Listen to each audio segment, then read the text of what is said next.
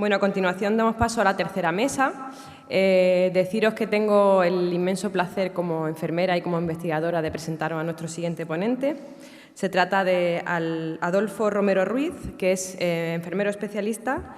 Actualmente trabaja en la consulta de anticoagulación oral del Hospital Universitario Virgen de la Victoria de Málaga. Es profesor asociado de la Facultad de Ciencias de la Salud de la Universidad de Málaga. Es doctor y máster en Economía de la Salud, Gestión Sanitaria y Uso Racional de Medicamentos. Además, es experto universitario en métodos avanzados en estadística. También deciros que es investigador principal en 4 proyectos con financiación competitiva y colaborador en otros tantos, así como en proyectos de innovación docente. Es autor de más de 150 publicaciones científicas indexadas y libros. Es profesor y ponente en escritura científica y metodología investigadora en varios cursos y congresos. La ponencia se titula Publicaciones en revistas de impacto para enfermería y espero que la disfrutéis tanto como yo. Me voy a doblar un poquito así. Me voy a mover menos que mis antecesores en las charlas, pero yo creo que lo que verdaderamente importante es que me escuchéis bien, pero que se me vea a mí es lo menos importante. Bien, no quiero empezar sin agradecer muchísimo tanto al comité organizador como científico la posibilidad de haberme invitado. Y en concreto quisiera personalizar un poco ese agradecimiento en la figura de Luciano, porque ha sido tremendamente convincente y además se ha portado estupendamente bien.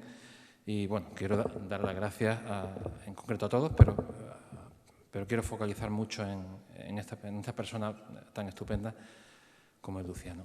Bueno, empiezo primero preguntando cosas. Vais a ver, comentando cosas. Vamos a ver cómo en las diapositivas pues veréis mucho texto, porque cuando me planteo el tema a preparar, pues yo digo, bueno, esto sí casi parece el tema de una clase, ¿no? Entonces, como también me dijo que iba a haber bastantes alumnos, pues quise plantearlo así, como si fuera una clase. Entonces, mis clases suelen tener mucho texto en la diapositiva porque le digo a los alumnos que son autoexplicativas, que son el material de estudio lo tienen prácticamente ahí.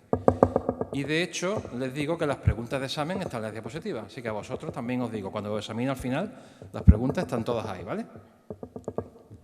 Esto se mueve un poco. Bueno, empezamos. Del título, quizá el subtítulo es lo mejor. Publicar en revistas de impacto en enfermería y no morir en el intento. Voy a intentar, a lo largo de esta media hora aproximada en la que voy a contaros cosas, que es posible hacerlo y no hay que llegar al fallecimiento. Bien.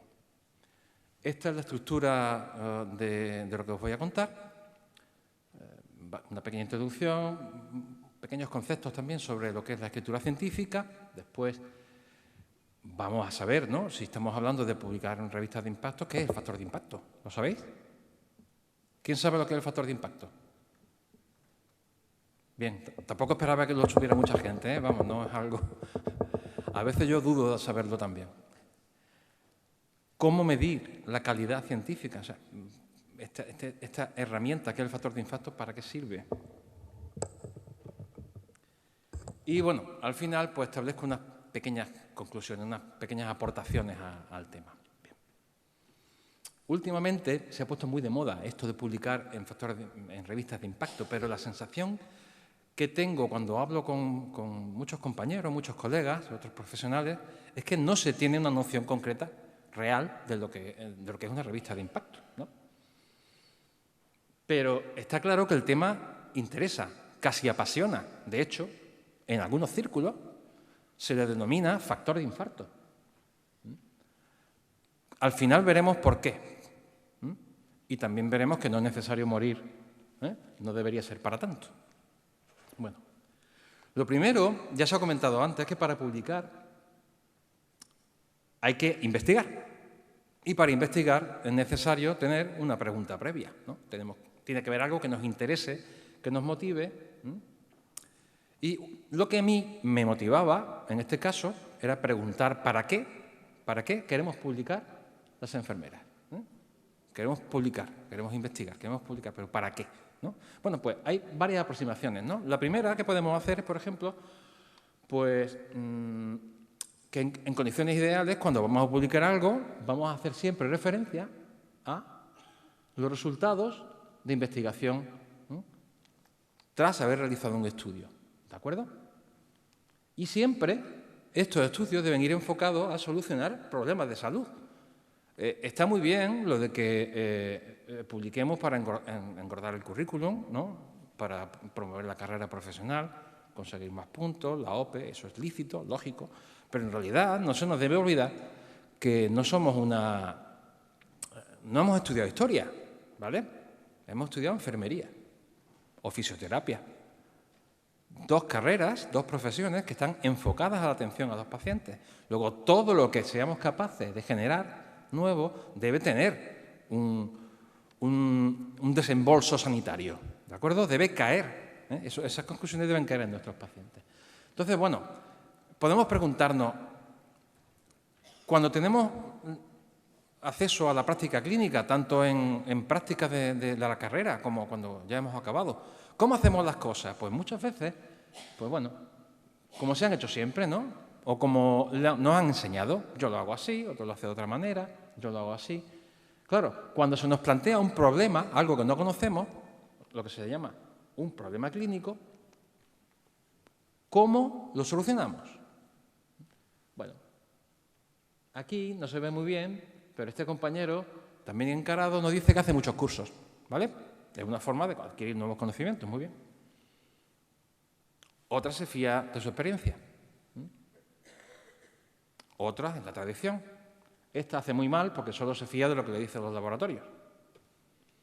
Y otros, pues, se apoyan los compañeros, ¿de acuerdo? Para afrontar la práctica clínica, los diferentes enfoques, cuando tenemos un problema, lo ideal sería investigar ese problema. Y lo primero que hay que averiguar es si alguien lo ha resuelto, o sea, acceder a la literatura científica. Bien. Lo importante de la capacidad de investigar va a ser siempre la capacidad de responder a estas dudas que tenemos, ¿de acuerdo? La capacidad para responder a las dudas clínicas. Para ello, como he dicho, hay que plantear preguntas, diseñar un estudio, ¿de acuerdo? Exponer los resultados y una vez estos resultados sean expuestos, bien en una jornada científica como en este caso, o pueden ser publicados y, por supuesto, buscando siempre llevarlos a la práctica. Y en este sentido hay que llevar, pues, el armazón lleno de paciencia, porque la traslación de los resultados de investigación en la práctica clínica pues puede tardar de 7 a 8 años, ¿de acuerdo? Pero bueno, tenéis toda la vida por delante para ir investigando, ir aplicando los conocimientos a la práctica clínica. Bien.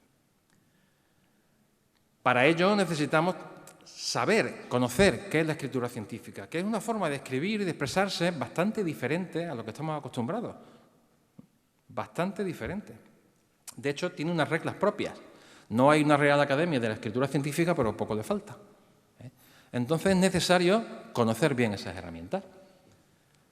¿Por qué? Pues porque así podremos dotar de un contenido científico potente a nuestra disciplina y contribuiremos a consolidarla como ciencia de los cuidados, que es lo que pretendemos. Con toda esta evolución que hemos ido viendo a lo largo de la tarde, ¿no?, de la evolución desde los antiguos practicantes hasta los actuales graduados, el acceso a la universidad, el tercer ciclo, etcétera. ¿Vale? Claro, hay que tener muy meridianamente claro, valga la redundancia, que si hay que tener unas nociones básicas de escritura y eso lleva un código propio, pues igual no todas las publicaciones son iguales, ¿no? ¿Por qué? Pues porque no todas pueden ser, por ejemplo, igual de rigurosas a la hora de aceptar trabajo. Entonces es interesante que sepamos, de alguna manera, algunas herramientas que nos permitan medir la calidad de la publicación científica. Porque cuando queramos dar el salto a la universidad vamos a ver cómo nos van a exigir que esas publicaciones sean de elevado nivel, si queremos acreditarnos en figuras superiores, ¿no? Bien. ¿Se puede medir la calidad de un artículo? Es la pregunta que planteo hoy. Hombre, pues se puede medir subjetivamente, sí vemos que es muy útil para mejorar nuestra práctica clínica diaria. A nosotros nos es útil, igual en otro centro no. Lo que hay que buscar son medidas objetivas, pero medidas objetivas directas en realidad no hay, salvo las que se utilizan en lectura crítica, que no es el caso, que nos atañe. Para medir, teniendo en cuenta el impacto bibliométrico de estos trabajos, pues hay que hacer mediciones, estimaciones indirectas. ¿Y cómo se hace esto? Pues en función de la calidad de la revista y en función de la calidad del investigador. ¿De acuerdo? Siempre teniendo en cuenta que muchas revistas pues, no son capaces de ver, no se ve bien el chiste, está bien, pero os lo cuento. Me pregunto, ¿habrá vida en otras revistas? Dice, será cuestión de ver más allá de tus narices. ¿Veis? Si solo miras arriba, no te darás cuenta de lo que hay debajo tuya. Poco más o menos. Bueno, 3 conceptos muy claros para establecer la calidad de una revista. Lo primero, establecer si está indexada o no, es decir, si está incluida algún tipo de códice guía que se encarga de recoger revistas que deben reunir una serie de requisitos. ¿De acuerdo? Uno de ellos, por ejemplo, es que los artículos que se reciben sean revisados por pares, por 2 personas que no conocen al autor. Otro concepto importante es factor de impacto. El factor de impacto, como vemos aquí, es un sistema que sirve para medir la calidad de una revista en función de la cantidad de citas, es decir, de referencias bibliográficas que recibe. Y luego, otro concepto muy utilizado es JCR. ¿Os suena el término JCR? ¿Sí o no? No. Bueno, no hagáis mucho esfuerzo en aprenderlo porque es que le han cambiado. Antes lo llevaba Thomson Reuters y ahora se llama Clarivate Analytics desde hace 2 meses. O sea que casi olvidarse el concepto, aunque está metido a fuego, ¿no?, en la sangre sobre todo en el ámbito universitario, pero ahora la empresa gestora es la misma, pero ha cambiado de nombre. Bueno, es un sistema de medida que te permite evaluar las revistas que están incluidas dentro del catálogo de Clarivate Analytics, que son unas 8.000, y permite determinar su importancia relativa dentro de las diferentes categorías temáticas. No pensemos que hay 8.000 revistas solo de salud, ¿de acuerdo? Hay revistas de geología, de matemáticas, de química, de historia, ciencias humanas, etcétera, etcétera, etcétera. Bien. ¿Cómo se va a evaluar entonces una revista científica? Pues vamos a tener en cuenta, en primer lugar, si está indexada o no, ¿de acuerdo? Podemos tener un trabajo muy bueno, pero si lo publicáis en la hoja parroquial de vuestro centro, de vuestro pueblo o de vuestro barrio, pues va a tener poca trascendencia, va a tener sobre todo poca difusión, ¿de acuerdo? Las hojas parroquiales ya sabéis que normalmente no van a estar indexadas. Bien. Dentro de las indexadas habrá que ver si ese índice que contiene la revista tiene un factor de medición del impacto de la revista o no. Después, ¿qué tipo de medida? Si es el indicador de Quiden, que es el de repercusión inmediata Quiden, si es el de CIMAGO, etcétera. O si es el de la Easy Web of Knowledge, que es el Clarivate Analytics que os acabo de decir, que es el que tiene a nivel académico internacional más prestigio. El factor de impacto, ya metiéndonos en la definición del término, hace referencia a la división del número de citas que tienen los artículos de una revista entre el número de artículos que se publican en un año determinado. ¿Os habéis enterado? No, ¿verdad? Bueno, a ver si así lo vemos un poco mejor. Ejemplo. ¿Veis? Número de citas en 2018 de los artículos de estos 2 años. Arriba, numerador, ¿vale? Y número total de artículos en los 2 años. Es un cociente y ese cociente es el factor de impacto. ¿De acuerdo? ¿Qué significa esto? Por ejemplo, si tienes gran cantidad de citas, pero publicas muchísimos artículos, tendrás el mismo factor de impacto que si tienes pocas citas pero publicas pocos artículos. Esto es muy importante porque hay revistas que son muy restrictivas a la hora de recibir artículos, entonces publican pocos. Claro, tienen pocas citas porque publican poco, pero su impacto es elevado. ¿Entendéis el concepto? Bueno, si no en las preguntas me podéis tirar todas las preguntas que queráis. ¿Vale? Bien. Cada organización, cada índice que recoge publicaciones, pues tiene el suyo. El más conocido, como ya he dicho, el JCR, pero CIMAGO tiene otro ranking que está ganando mucho prestigio y tiene, por ejemplo, mucha importancia en el ámbito de la psicología. Y el RIC, la repercusión inmediata Cuiden, tiene mucha importancia en el ámbito de enfermería, porque recoge un catálogo de publicaciones de entorno latinoamericano, que incluyen publicaciones en español y en portugués, en España y en toda Iberoamérica. Bueno, más cosas sobre la calidad de la revista. El factor de impacto va a permitir determinar la importancia relativa de la revista dentro de sus propias categorías temáticas, ¿de acuerdo? Y así, estos son los 3 ejemplos que he puesto antes, y como he dicho también previamente, pues según las diferentes disciplinas en las que vayamos a publicar. Fijaros, si nos vamos a circunscribir, como es natural, en enfermería y en fisioterapia, como soy enfermero, pues me vais a perdonar, pero he traído solo referencias en enfermería, porque además de fisioterapia hay muchas menos. Entonces, queda mucho más vistoso poner los de enfermería porque hay bastantes más publicaciones. Pero fijaros, estas son las revistas de enfermería que tienen mayor factor de impacto en Clarivate Analytics, ¿vale? Se ve muy mal, pero así a ojillo, ¿veis alguna en español? Bueno, ya os digo yo que hay 20 y no hay ni una, ¿vale? En las 40 siguientes tampoco. Pasa que entonces se vería peor, ¿vale? Bien.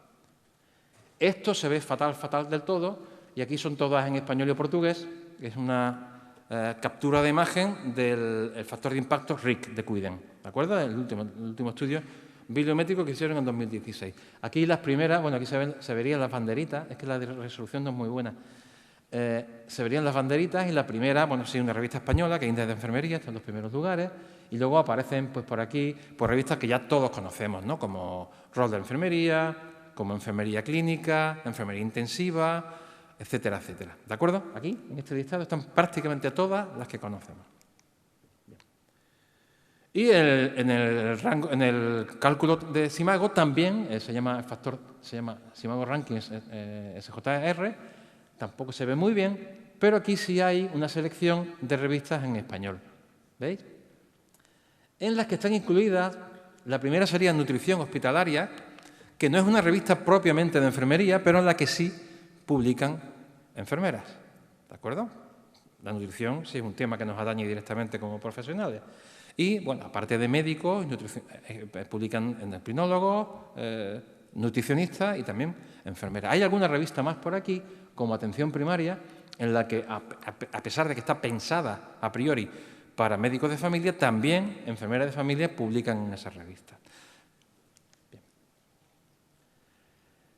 Otro factor de medición de calidad de revista que se ha incorporado recientemente es el denominado índice H de Google. Google sí os suena, ¿verdad? ¿Sí? Sí. Yo no sé si es que no veo bien o no oigo bien o las dos cosas. Pero sí, ¿verdad? Google sí. ¿Y Google Scholar, Google Académico suena? Bien, así me gusta. Porque tenéis mucho TFG que terminar algunos. Lo vais a usar, pero bien.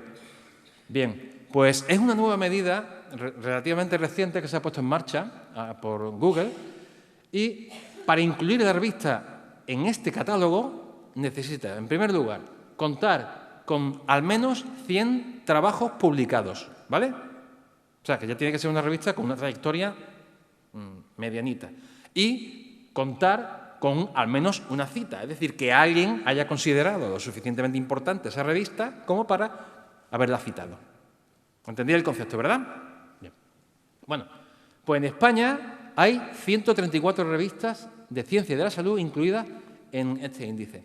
Y aquí tenemos, pues, cómo está la situación de la revista de enfermería.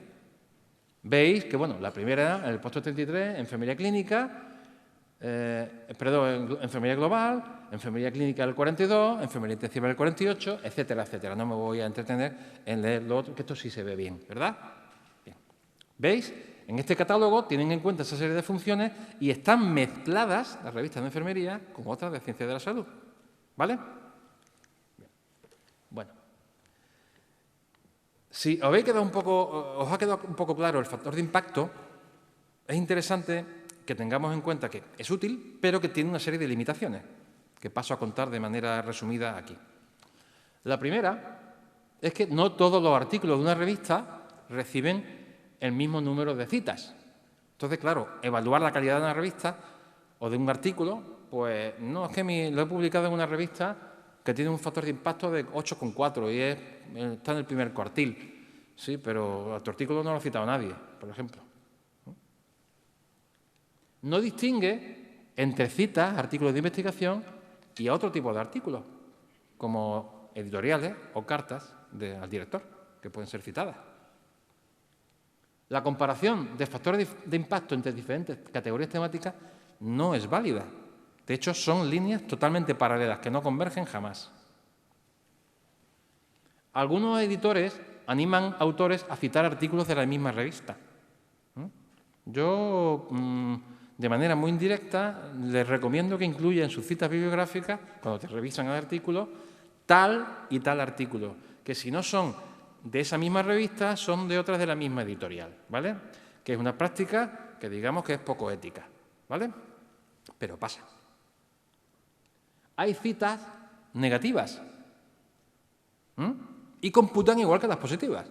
Es decir, fulanito de tal, en su desastroso estudio de 1988, ¿vale? Evidentemente, una frase que empieza con desastroso estudio no va a ofrecer una cita bibliográfica positiva. Pues cuenta exactamente igual. O sea, si eres muy mal investigador, puedes tener el mismo prestigio, teóricamente, que uno que es muy bueno si te citas mucho por lo malo que eres.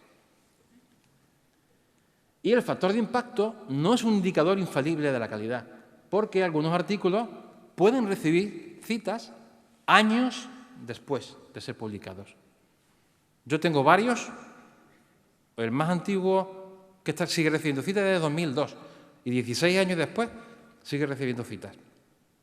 ¿De acuerdo?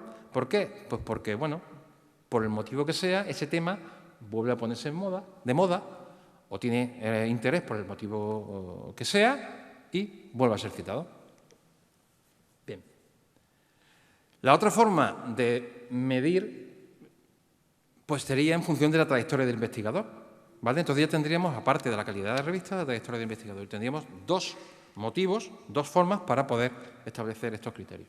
Bien. El inconveniente de medir el número total de artículos es que si solo mides el número total, no aprecias calidad, sino simplemente número, ¿no? Tengo 89 artículos. Sí, pero son todos de hojas parroquiales, ¿vale? Y si solo vemos el número total de artículos también, es que se puede ver detectada aproximadamente por grupos que tienen pocas publicaciones pero un número grande de citas, porque hay muchos grupos que se retroalimentan entre sí, muchos grupos de investigación, quiero decir. ¿Vale? Bueno, para ello, Jorge Hirsch, un científico argentino que trabaja en Estados Unidos, decidió que eso había que arreglarlo y se inventó un término que es el índice H de Hirsch, ¿vale? Que es relativamente reciente también y sirve para cuantificar tanto la productividad científica real como el impacto que tiene, es decir, el número de citas que esos trabajos han recibido. Yo tengo 100 artículos publicados, pero solo me han citado 3, ¿vale? No es lo mismo que tener 20 artículos y que me hayan citado 188 veces, ¿verdad? Bien. Pues esto es lo que pretende definir esta frase que veis aquí, que tampoco la entendemos, ¿verdad? Yo la primera vez que la leí tampoco. Pero no os preocupéis, vamos a hacer una pequeña traducción ahora. Poseer un Hirsch elevado indica un alto impacto de los trabajos de un científico. Tanto es así que se dice que es un método bastante accesible, ahora vamos a ver por qué, para valorar la calidad investigadora de un autor. Un premio Nobel, por ejemplo, puede tener un índice H de 100. ¿Y eso qué significa? Pues esto, la forma de traducir al cristiano, si me permitís la expresión, esto es esto. Un autor que tiene un índice H de 7 quiere decir que tiene 7 artículos que han sido citados al menos 7 veces. ¿Vale? Para saltar a 8, deberías tener 8 artículos que hayan sido citados al menos 8 veces. ¿Entendéis? Yo puedo tener 130 artículos publicados, pero si solo me han citado 8 artículos 8 veces, tendré un H de 8. ¿Vale? Y, de hecho, hay diferencias, otra vez, entre las disciplinas científicas. Y aquí vemos un pequeño ejemplo que pongo, que como luego va a estar accesible, que hace una universidad sudamericana en la que cuentan los diferentes HD-Index en distintas disciplinas. Bueno. Esto, hoy en día, es accesible desde varios sitios. De hecho, las bases de datos te lo permiten acceder. El más accesible es el de Google Académico, el Google Scholar, que ya conocéis, ¿verdad? Es muy fácil. Lo único que tienes que hacer es crearnos un perfil en él. En la parte superior de arriba pone mis citas, pues entramos ahí y al principio no tenemos ninguna, claro, porque no tenemos perfil. Pues creamos nuestro perfil y ponemos pues, lo que hemos hecho, a qué nos dedicamos, una dirección de correo, otra dirección para comprobar que no es un boot, ¿vale? Y Google rastrea en todas las bases de datos los artículos que parecen ser los tuyos, ¿vale? Parecen ser los tuyos. ¿Por qué? Hombre, si te llamas Itziar Zumalacárregui, pues tienes pocas posibilidades de equivocarse. Pero si te llamas José Martín García, pues digamos que Google pues, te puede sacar un montón de artículos más de la cuenta. 5 minutos es lo que me queda. La cobertura es 3 veces mayor que otras bases de datos. ¿Por qué? Pues porque Google busca en todo, incluyendo estas bases de datos. Por lo tanto, los valores del índice H de Google suelen ser algo superiores a los que ofrecen otras bases de datos que vamos a ver aquí. Este es mi perfil. Bueno, estoy de frente, pero es mi perfil. ¿Veis? Y aquí se puede ver dónde te ofrece tu índice H. ¿Vale? Y aquí el número de publicaciones que tiene y cuántas citas tienen. ¿De acuerdo? Se ve regular, pero de verdad, palabritas del Niño Jesús que están bien puestas. Bien. Esta es la opción que te ofrece el Clarivate Analytics hoy en día, y se ve el número de artículos que tiene recogido, el número de citas y tal. Y esta, que se ve un poco mejor, es la de Simago, de Scopus, ¿vale? Que te coloca, bueno, aquí el índice H muy clarito y ves pues, el número de artículos que ha computado para calcular este índice, ¿vale? Bien. ¿Qué limitaciones tiene este índice? Pues lo que he dicho, que te adjudica artículos que no son tuyos. Entonces depende de la honradez de cada científico. Lo lógico es cada determinado número de meses pues hacer un pequeño rastreo y quitar lo que no es tuyo. ¿Vale? Eso es lo que hay que hacer, no lo que se hace, no nos engañemos.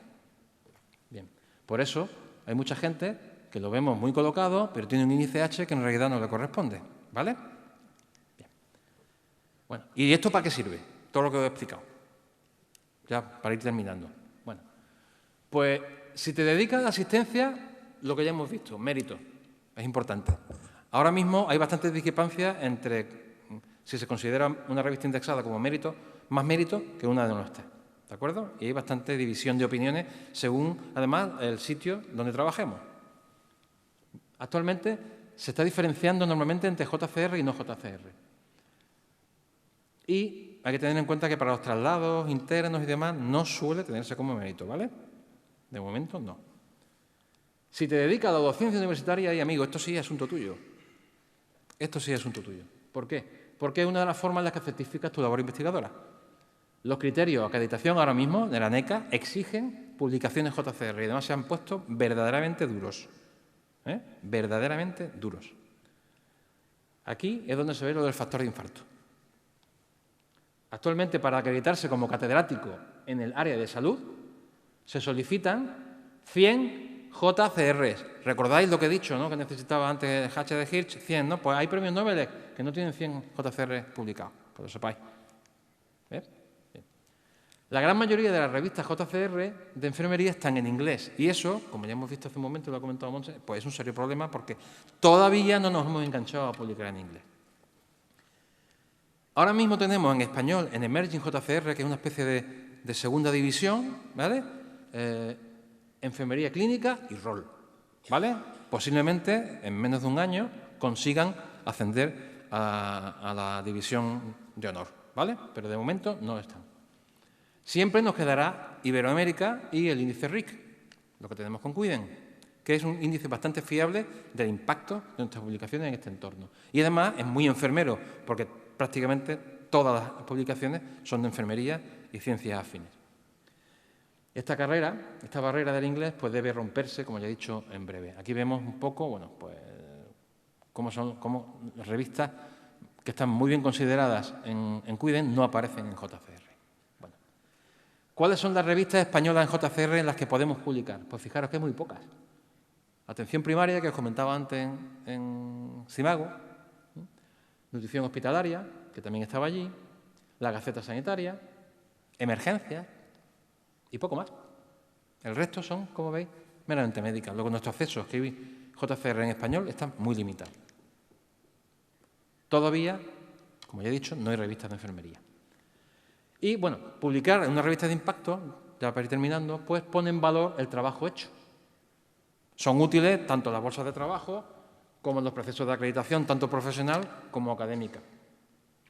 En las bolsas, ahora mismo, la distinción suele hacerse entre indexadas y no indexadas, en las de enfermería, No tienen en cuenta el impacto, ¿vale?, de momento, pero suele haber un tope de puntos, entonces ya sabéis, hasta aquí puedo llegar.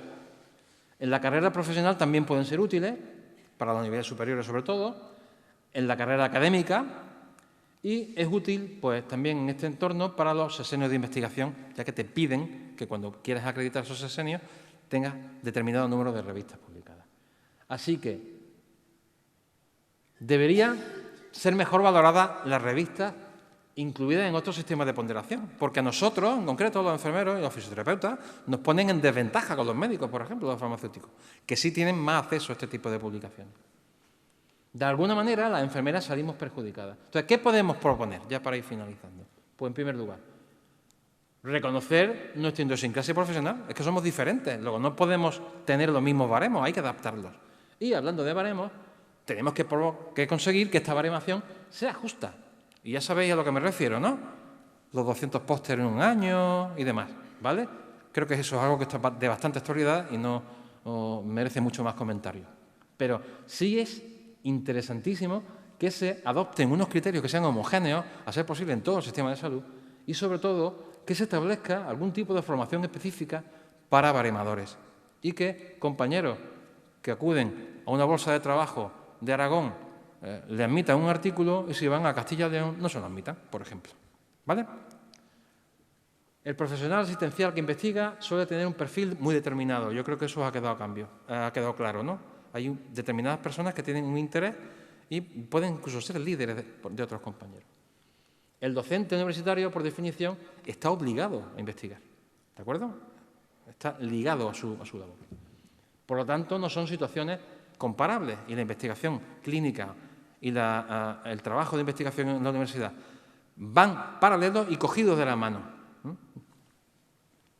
Por lo tanto, la relevancia de la publicación en las revistas de alto impacto o similar depende directamente del entorno donde vayamos a trabajar, donde estemos relacionados.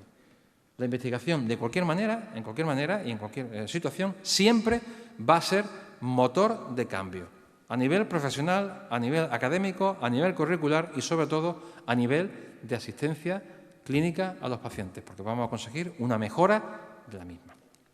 Y ya está. Muchas gracias por vuestra atención.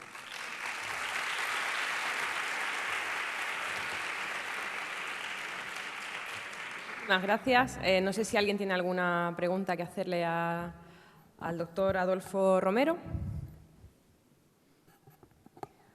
Bueno, yo simplemente una pregunta muy cortita, que sé que ya vamos un poquito justos de tiempo. Después de la pequeña encuesta realizada por la doctora Montserrat Solís, hemos visto, ¿no?, que la enfermería lee poco, ¿no?, y creo que deberíamos plantearnos un pequeño ejercicio de autocrítica. Mi pregunta es, ¿qué podemos hacer para que la enfermería lea más? Porque ya hemos visto las dificultades que supone para un investigador y los que estamos metidos un poco en eso, sabemos lo difícil que es que se publique. ¿Cómo hacer que eso llegue a la enfermería en general, no solamente a un pequeño grupo? ¿Qué podemos hacer al respecto? Bueno, a mí ahora se me ocurren pocas cosas. Hace algunos años sí había bastante explicación. Y es que para leer revistas tenías que o esperar que estuvieran en tu centro o hacerte suscriptor. Pero hoy en día tenemos acceso gratuito a un catálogo amplísimo de publicaciones vía online. En Andalucía, por ejemplo, desde la biblioteca virtual de nuestro sistema sanitario público. en las universidades también hay acceso gratuito. En la Universidad de Málaga se llama Javegano, pero cada universidad tiene el suyo. O sea que lo único que tenemos es que tener pues, esa inquietud, esa duda que nos hace pensar, ¿esto por qué pasa? ¿Esto por qué pasa? Una pregunta de investigación, ¿de acuerdo? Ojo, una pregunta de investigación no tiene por qué desencadenar el proceso investigador completo que he plasmado ahí. Igual simplemente nos sirve para solventar una duda, ¿vale? Y para ver si merece o no la pena que planteemos un trabajo de mayor calado, de mayor profundidad. Pero la verdad es que teniendo el acceso tan fácil, a mí también se me hace bastante difícil ver cómo no leemos más. Bueno, nada, animamos desde aquí a que... Por favor, lee, sí. Que la enfermería lea. Es interesante. Perfecto. Pues nada, muchísimas gracias por vuestra atención, por su ponencia y pasamos con el siguiente ponente y el siguiente moderadora, perdón.